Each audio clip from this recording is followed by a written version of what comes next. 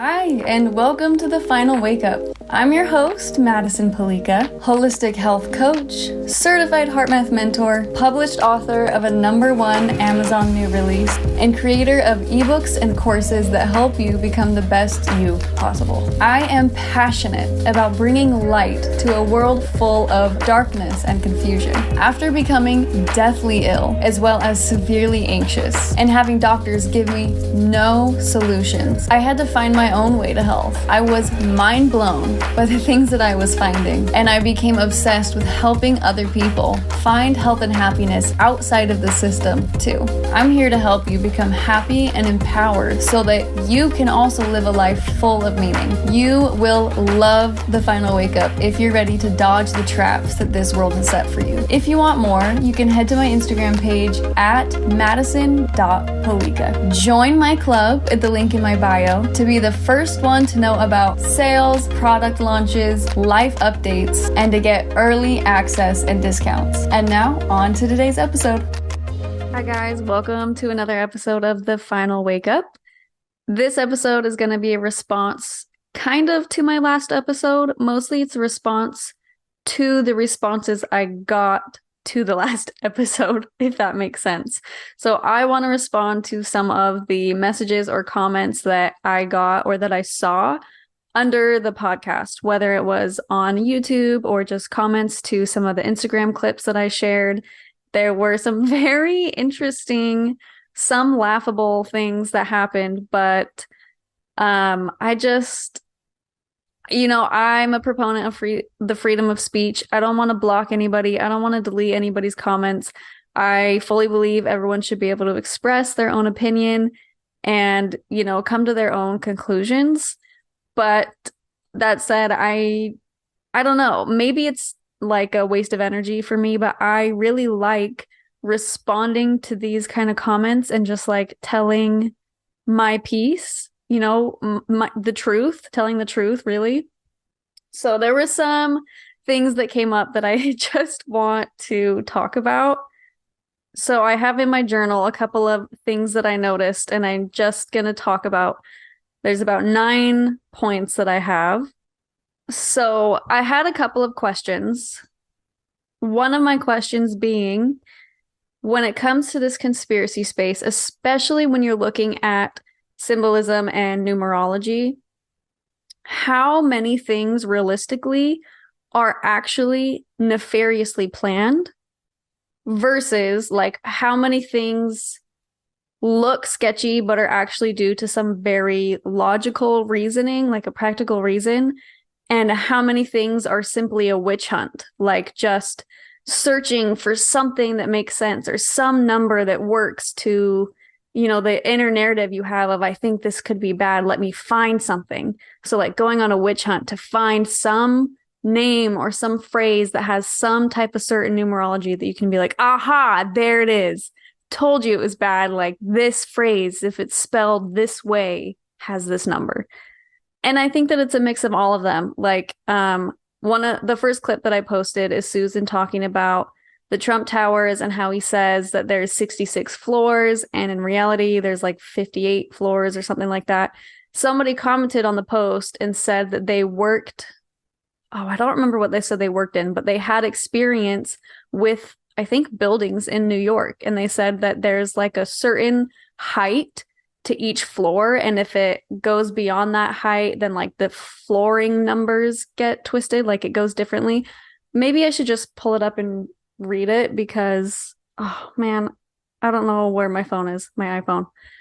But basically she was saying that like some floors are misnumbered because of the way like the coding works in New York for floors and like what the height of the ceilings are. So that could be something that is nefariously planned. Like maybe he did say 66 when it's really 58 to just like wink at these numbers, or maybe it's some zoning thing in New York and like the number of floors is switched up. I don't know. So yeah, my first question is how many things actually are nefarious? How many things have very logical, like down to earth reasoning behind them? And how many things look like they're nefarious, but is really just someone going on a witch hunt to try and find numbers that solidify the narrative they're telling themselves and the narrative that they want to tell others. You know, I feel like a lot of people in the conspiracy and the truther space are not going by truth, but are actually very emotional and like the emotion of it. They like the excitement, they like the hype, they like to, not that they like to fear monger, but it's like they want to see something nefarious in everything. And when you want to see it that badly, I feel like you will find it if you look hard enough. There was someone who commented on my post with all of these numbers of numerology, saying that I had like planned this whole thing in advance and that all these phrases were these numbers and like all this stuff. And I asked him, you know, I ended up having a conversation with him in private messages, or her, them, you know, I don't know if it's a boy or a girl. Ended up having a conversation with them, and basically they said that like they plug in any phrase or thing that they can to find the right numbers. And like if one doesn't work, they'll try another one. And I'm like, well, do you see how that could make me question like what you're saying? Like that makes it, I feel like it kills your credibility, I guess is what I'm trying to say. If you would just plug in all these random things to find something. Because that was something that Susan talked about, was that she doesn't have the time and the energy to plug in all these things to try and find something that sticks. It's like she gets like has something impressed upon her, like you need to look this up, and she'll look it up, and sure enough, there's something, and so she'll share that. It's not like she's going on this witch hunt to find these numbers. So that's one of my questions. Like, how do you know the difference? I don't know. I don't know how you know the difference. I guess you just have to really deeply investigate before you throw things together and say that it's evil, which again, a lot of us don't have the time and the energy for. And there were, you know, people doing this who took the time and took the energy to deeply investigate. I feel like one of these people is Anomaly or Dream Rare. He genuinely does present the facts and the truth. But the truth movement has grown so huge, and so many people want to be one of those like type of influencers that they will just throw things out there that will get a reaction. And it makes all of us look bad. My second point that I wrote about was that a lot of us need a change in our heart posture, because a lot of us are jumping to conclusions way too fast, again, without doing the proper investigation. And this was in one of my conversations in my DMs that I had with somebody. And I was reminding them, like, isn't the saying innocent until proven guilty? I think a lot of people flip that these days, and they want to say that people are guilty, and they will claim that they're guilty until there's proof that they're innocent. And it should be the other way around.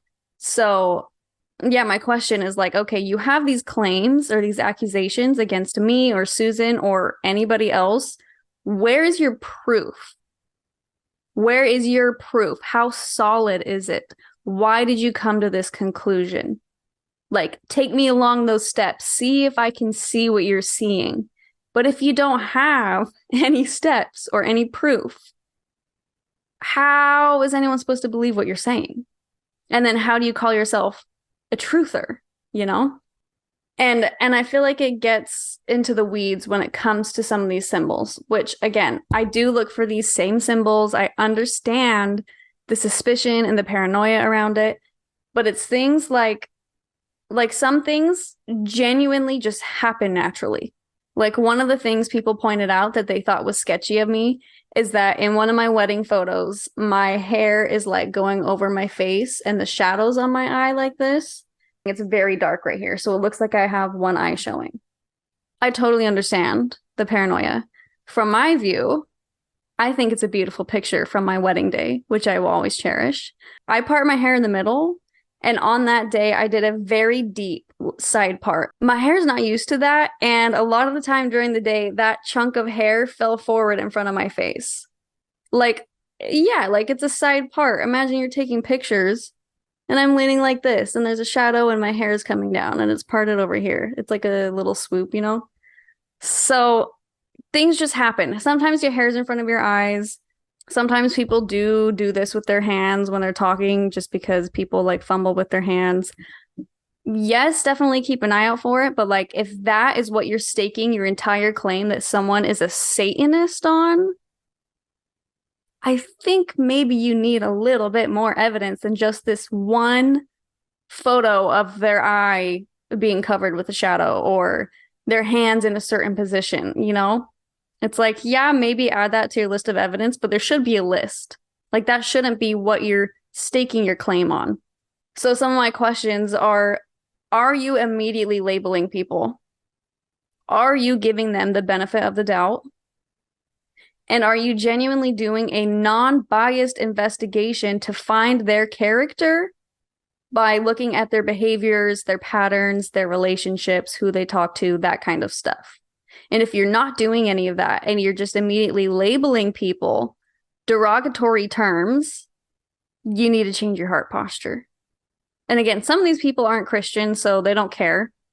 You know, the guy that did all the numerology wanted me to denounce Lucifer as my god. And I'm like, okay, Lucifer is not my god. Lucifer is not a god. He's a fallen angel who wishes he was God. He will never be a god. Like, I worship Jesus Christ. I live for him with my entire life. And then when I tried to give the gospel to this person, they said, "Be gone, witch." I'm like, okay, so, it's just these kind of things. Anyways, maybe that was kind of a tangent. But my third point is that there's a lot of assumptions going on. Another assumption that people have is that if a person has some kind of knowledge or a certain point of success, that somebody evil must be pulling their strings. And I just want to say that God is the person who's in control. Okay? Jesus, God. All the things that happen, God has allowed to happen. He's designed it himself. So if someone seems a little too smart, a little too knowledgeable, a little too successful, just keep in mind that there are people who have been given God-given talents for those areas, okay? There are people who are genuinely brilliant and devout Christians. There are people who are exposing darkness as God asks us to, who get a large following because they're telling the truth and because people resonate with it. And it's not because there's some evil handler in the background pulling their strings like a puppet. And if you think that everyone who has any kind of success or knowledge is being puppeted, you are giving Satan way too much power. Way too much power. And you are inflicted with a spirit of paranoia. And you should probably, pray about that. Work on that a little bit. I don't mean to be like, oh man, rebuking anybody here, but this is serious stuff. I'm here thinking that I'm doing a good job exposing darkness, following Christ with all my life, all my heart, doing it publicly. And then people are accusing me of things when they have no idea who I am and haven't looked at anything that I've done. So to be accused by other people, especially when they're Christian, is a big deal to me. Yeah, God asks us to expose and God raises people up. If someone's raised up, it's because God allowed it. Maybe some people have evil people behind them, but there are also people who are genuinely Christian. Okay, success doesn't only happen to evil people. Number 4, controlled op is the new conspiracy theorist. What I mean by this is that the term conspiracy theorist was created by the CIA as a label to basically assassinate somebody's character and make people not pay attention to anything they're saying anymore. So if you go onto a person who is a good person exposing darkness and you convince everyone in their comment section that they're a shill or a controlled op, people are going to think, unfollow. And they'll stop listening to that person. Not because there was any evidence presented, showing that they are indeed a controlled op, but because people are scared very easily. And when you're afraid, okay, I talk about this in a bunch of my courses, some of my podcasts. When you're afraid, your nervous system goes into incoherence and the thinking part of your brain shuts off. If you can't think clearly, you're not going to make good decisions. So if you see something that scares you about a person, you're likely going to react in fear unless you have some level of self-awareness. You're going to react in fear and stop listening to them or start mistrusting them. So for people to come onto my page and call me a controlled op or a shill when I have literally less than 3,000 followers, it's just ridiculous. Yeah, it's just immediate character assassination with no real proof. It's just a smear. And again, I totally understand the suspicion and paranoia, but let's not disregard great information because somebody with 0 followers and 0 posts comments controlled op or shill. You know, there are people out there who simply get off on being trolls, and I think that happens a lot. Dig a little bit deeper. Are these people trustworthy? If they're not, maybe don't listen to their comments. You know, if they don't have any posts, you don't know anything about who they are, they don't even have a picture of their face as their profile picture, maybe they have no profile picture. Should you really be listening to that person? Up to you to decide, but I know my answer. Number 5 is to the people who go on these. My light phone is ringing. I don't even know where it is. I'm just gonna disregard that. Okay. What I was saying is for the people who go on these types of witch hunts, you are preoccupying yourself with things that are not holy. And reading the word is much greater than going on witch hunts to find evil. So if it is taking a large part of your life, trying to decode these cryptic things and go after people and, you know, slander people, slander and defame people. I can't remember what the difference is between those two. But if you're spending a lot of your time doing that and not very much time reading the word, maybe this can be a heart check for you and you can start to be more intentional about where you're spending your time and your energy. Number 6 kind of goes along with number 1, that there's a way to find concerning numerology with everything if you try hard enough and if you want it to be there badly enough. I truly do believe that. You will somehow find something to plug in with some kind of cipher, and you'll say, oh, there's a 33, they're evil. Let's not do that. And again, it takes discernment. Discernment's not easy, and I totally get that. It's not easy, but I believe the Bible also instructs us to be aware of the words that we speak and not to judge without knowing everything, which I have a couple of verses that I'm going to share at the end. Okay, my next point number 7, this is a big one, is that, you know, Susan replied to someone who is making a whole circus show on our comment section and said, you are not helping. You know, let people who are doing good work do good work. What you're doing is not good work. You're just making it into a circus. And that resonated with me because, you know, a lot of the people I work with, especially in programs like Quit Stalling Your Calling, are people who desperately want to be loud and proud about the gospel, but they're afraid because of things like that, because they're afraid of what their family will think. They're afraid of what strangers on the internet might say about them. They're afraid to be vulnerable and expose themselves to all types of accusations and attacks. And it's not fun. You know, it's very anxiety inducing. I had to do my breathing a lot on Saturday. Yeah, on Saturday and Sunday, just like looking at some of these comments at people who were smearing me, smearing my character. It's anxiety inducing. And people looking at that who maybe look up to Susan or look up to me, they see that and think, oh, I do not want to do what they're doing because that's ridiculous. And that's a lot to be exposed to. And that for sure is causing anxiety. So there are these warriors in hiding because their own family in Christ is out there persecuting the other family members. That is not our job. Yes, we're called to expose darkness, but we're not called to trash our own family members, our spiritual family members, especially not over minor disagreements, okay, or claims that you can't actually back up. You are not supposed to trash your own family members in Christ over small suspicions, sin issues, or disagreements. And we need more warriors. I'm actually going to do a free training soon that I am titling Voicing Victory, okay, because it was impressed upon me that God wants more voices.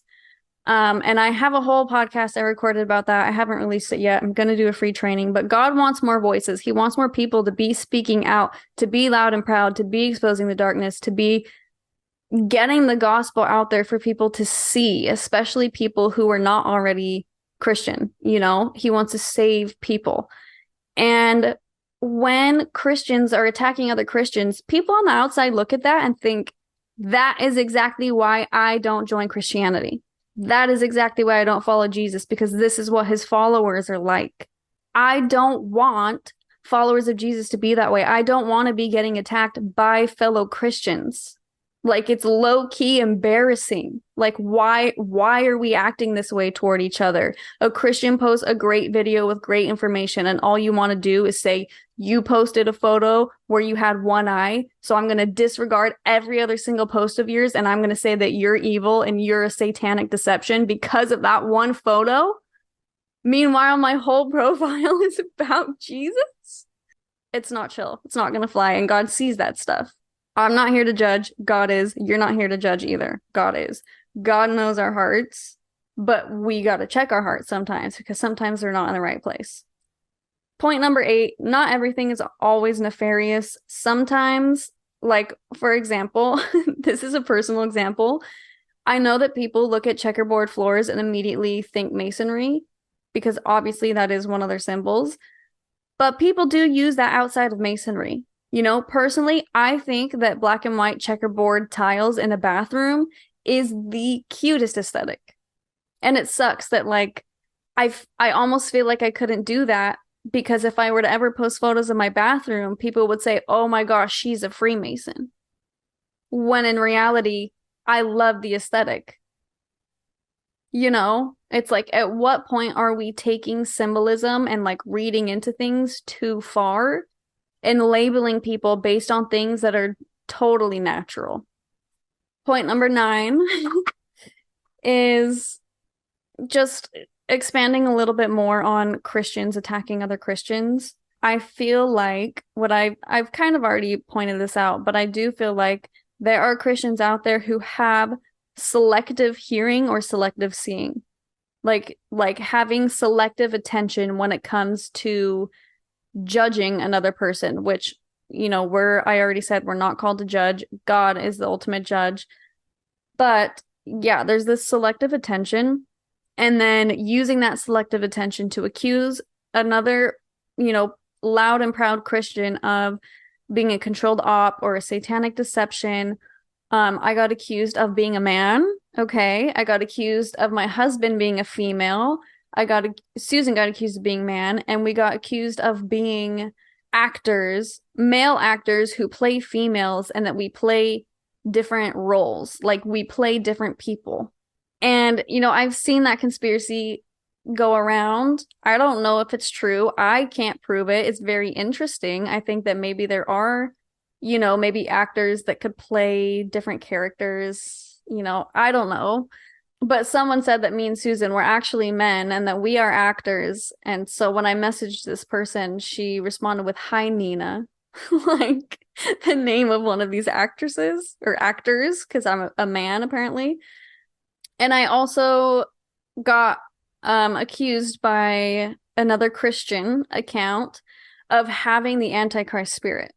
And these things are offensive to me because, you know, I put a lot of time and energy into running this account for Christ. And I'm very vulnerable in doing it. And then just like getting accused by a fellow Christian sucks. So one thing I did want to address is that a lot of people they had suspicion that this was episode number 66. And I totally get that. Like because I haven't done a podcast. When I was doing me and Susan's podcast, the most recent podcast before that was like 5 months ago. So I haven't been doing my podcast. Obviously, I don't listen to my own podcast. I just post them when I make one, and that's kind of that. So I didn't even know what number of podcast it was going to be until I was already done editing and then about to upload it. So I looked at my other podcast, like, okay, what number is this going to be? And then I see number 66. And immediately I'm already thinking, great. Like, of course, this is going to be episode number 66. It's going to draw so much suspicion from people. People are going to get all paranoid. And I'm like, that sucks. But also, I don't want to be the type of person who cowers and lives in fear. Like, and I debated this. I seriously thought about recording and editing and posting a whole nother podcast just to have that be number 66 and then post the one with me and Susie after so that it could deflect that suspicion. But I was like, that it takes so much time and energy to do all of that. And I'm thinking, I want to be timely with this. I want to hurry and get this out there. And also, I'm excited.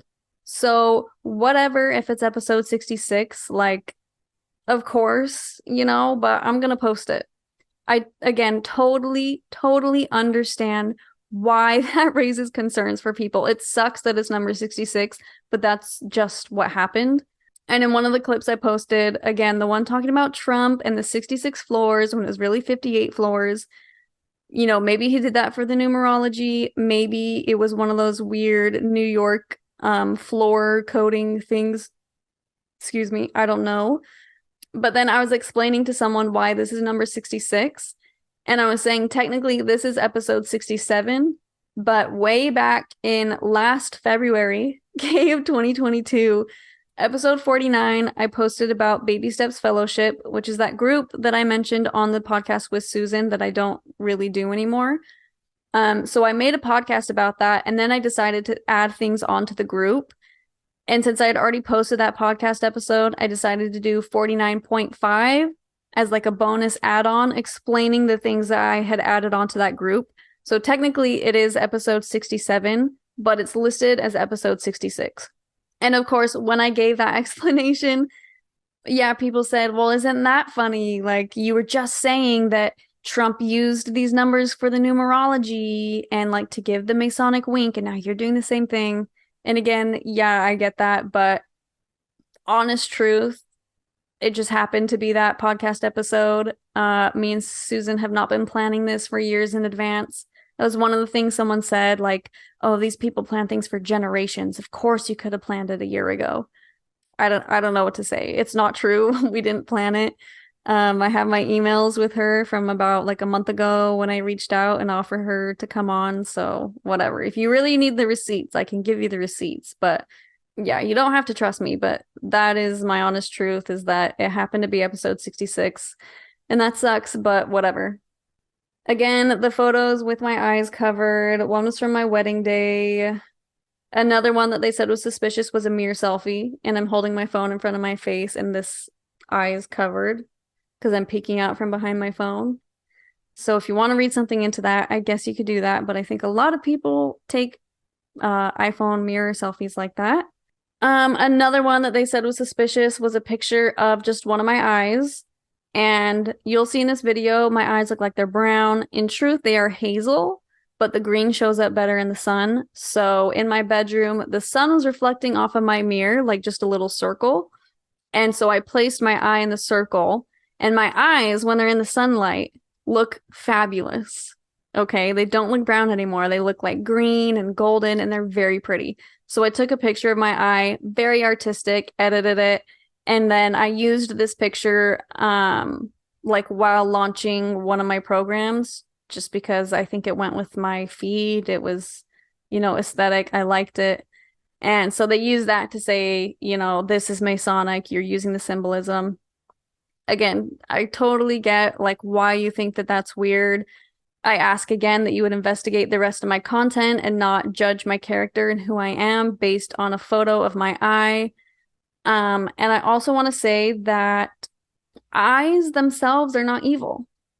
Whether it's two eyes or one eye, eyes are part of God's creation. They are beautiful. Everyone likes, well, maybe not everyone, but a lot of people like to look at the beauty in eyes, to zoom into an eyeball and look at it close up, and like the landscapes that are in an eye. Eyes themselves are beautiful and they're part of God's creation. Therefore, they are good. And I think it's important not to let our fear or paranoia completely overtake you to the point that you overlook the beauty of what God has made and call it bad instead of good. Next point. Someone else was suspicious about letters on my husband's hat or the colors of clothes he wears, because he wears black and white and tan. He's like the definition of minimalism. His entire closet, like there's no color, there's no patterns. He likes simple clothes. And then also I took a picture of my feet in my gym, and I think the word on the rug in my gym says like academy or something like that. And my feet were on the letters A and D in academy. and they were like, oh, AD, the year of Christ, and they like did all this numerology with it.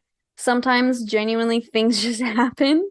I'm not trying to post some cryptic symbolism by placing my feet on certain letters. Like, again, I thought it was an aesthetically pleasing photo showing my shoes and my little drink that I had and a weight, so you could tell that I was at the gym, and it was just a photo dump of like what I've been doing lately. So yeah, some of it I get, some of it's a reach, some of it is shocking and totally uncalled for because it comes from people who also run Christian pages.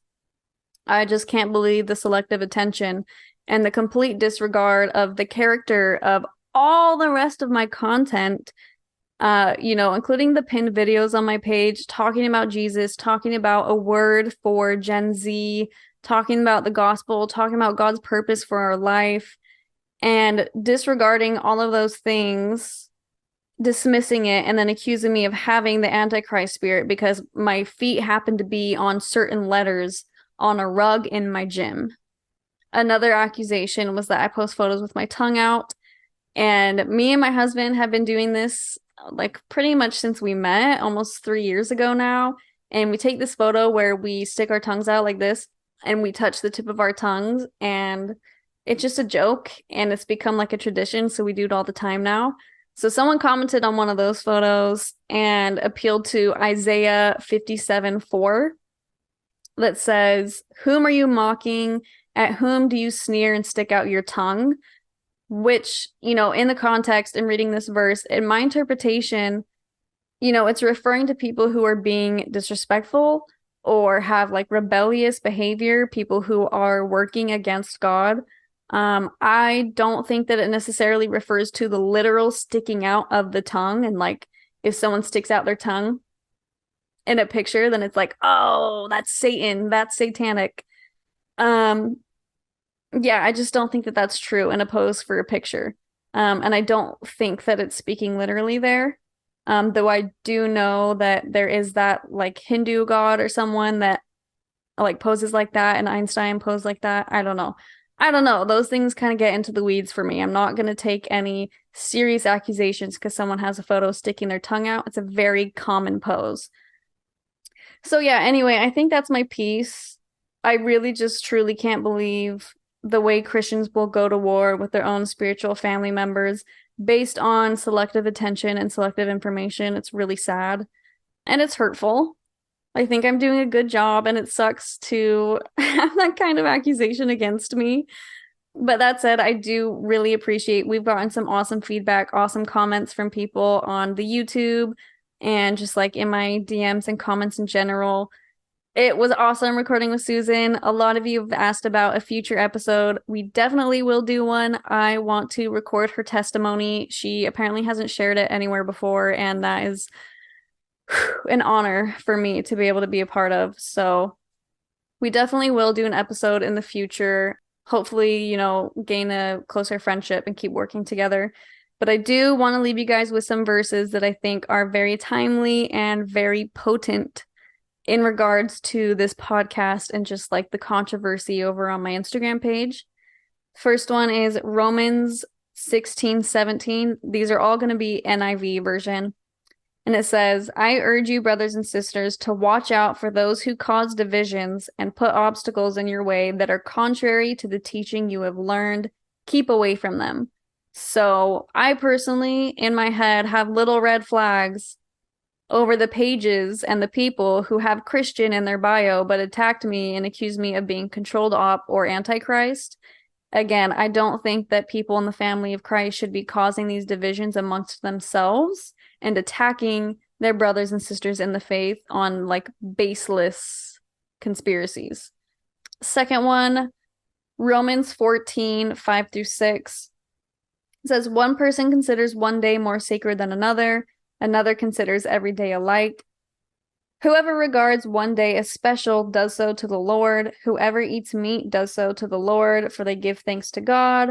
And whoever abstains does so to the Lord and gives thanks to God." Basically meaning we have the freedom to act on our own personal convictions. Yeah, I feel like that's part of where the division comes from for Christians is a lot of us, again, left false religions or the new age, and we're scared and we're paranoid and we want to spot the deception, but then it turns into causing division with each other because we're scared that one person believes a small different thing than we do and they have a different personal conviction, and so then we fight or we smear them. And that is not at all what we should be doing. In fact, the scriptures say we should be doing the opposite. We have the personal freedom of these convictions to act how we desire in giving thanks to God, but we do not have the freedom to attack others' choices. On this also, Romans 14:1 that says, "Accept the one whose faith is weak, without quarreling over disputable matters." Okay? Do not push people away from the faith by acting like a religious and legalistic spirit. Do not be a Pharisee, especially because those types of people are why many of us rejected Christianity in the first place. We don't want to repeat the pattern. I do not want to be like the kind of person that pushed me away from Christianity. I don't want to be that person, and I would hope that you guys try your best not to be that person either. Second to last one, this is 1 Corinthians chapter 1, verse 10. "I appeal to you, brothers and sisters, in the name of our Lord Jesus Christ, that all of you agree with one another in what you say, and that there be no divisions among you, but that you be perfectly united in mind and in thought." This is like non-existent in the current climate of the modern Christian church. Definitely be aware of when your differing convictions are on non-essential matters. If we're talking about salvation issues, yes, those are essential. We need to, call out the disparities in that and make sure everyone understands that you are saved by grace through faith, not through doing these list of steps or these works. But when it comes to what day somebody decides to do the Sabbath, a lot of people say, oh, Sunday is sun worship. And if you do the Sabbath on Sunday, then you're worshiping the sun and you're a Satanist. No. People can choose what day they choose to do the Sabbath, and Romans 14:5-6 proves that. Also, if someone, small things like someone celebrates Christmas, that is non-essential, and you do not need to go to battle with your fellow brothers and sisters to prove why they are wrong and you were right. People have their own convictions. God leads people to different convictions. Leave them alone. Understand that you are both in Christ together, and you should be united. A kingdom divided cannot stand, and all of this fighting and attack toward other members, other family members, is going to be our own downfall. So we need to quit doing that. Very last thing, trying to keep this short, is Proverbs 21:23, and it says, "Those who guard their mouth and tongues keep themselves from calamity." So just my reminder to you all, and to myself, of course, all of this applies to me as well. But this is the reminder to use discretion and self-control to regulate your nervous system before you comment to people. Susan and I talked about this too, how it's easy to want to be right in your comments and to come off as a jerk. But we really need to stop doing that. We need to put ourselves into the place of love, thinking about how Jesus would act. What would Jesus do? We need to have self-control. We need to remember that God sees your heart, God sees their heart, and you are not the judge, He is. So yeah, those were the points that I had in response to me and Susan's podcast. I hope that this can clear some things up for you and just give a good viewpoint of where I'm at and what it's like to be putting this stuff out there and be getting such harsh words back when I'm just trying to do my best. Thank you for listening. Thanks for being here. I'm excited to do another podcast with Susan. If you could, share this podcast, you can subscribe. Let me know if you're on Spotify. There's a little Q&A box that asks, what did you think of this episode? I would love to hear, what you actually think, or if you have any questions. Thanks so much for being here, and I will see you in the next episode. Bye, guys. Thank you so much for listening to this episode of The Final Wake Up. I hope this episode sparked a flame in you to march forward in your journey for truth, health, happiness, and meaning. If you want to dive even deeper down the rabbit hole, go to my Instagram at madison.polika. There I have so many highlights dedicated to spreading even more information and value.